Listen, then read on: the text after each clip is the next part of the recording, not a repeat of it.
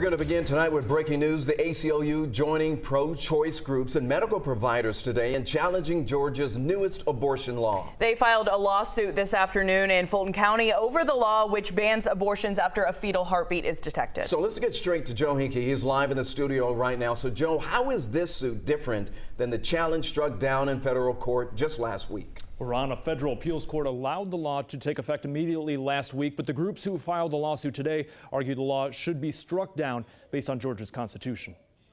That the Georgia Constitution is highly protective of an individual's right to be free from political interference with their body, health, and life. In the latest lawsuit challenging Georgia's law banning abortions once a fetal heartbeat is detected, attorneys argue Georgia's constitution provides a greater right to privacy than the U.S. Constitution. The Georgia Supreme Court has robustly protected the right to refuse medical treatment, the right of a prisoner not to be force-fed, and the right to private sexual conduct. ACLU attorney Julia Kay says Georgia's law restricting abortions represents a serious infringement of a Georgian's privacy, which could serve as grounds to strike it down. The lawsuit also argues it should be voided because when Governor Kemp signed the bill into law in 2019, Roe v. Wade had not been struck down yet. Georgia state courts have been clear that laws are unenforceable if they violated federal law under prevailing court interpretations of that time.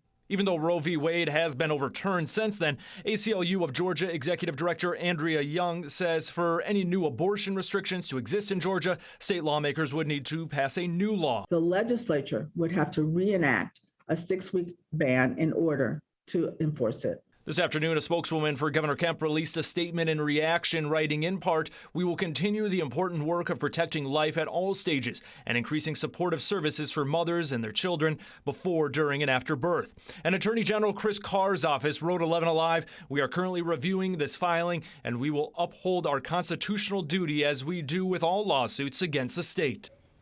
And attorneys for the ACLU and the other organizations behind today's lawsuit are asking for a court hearing to be scheduled 1 week from today. They believe a restraining order, once again pausing this law, could be put in place at that time.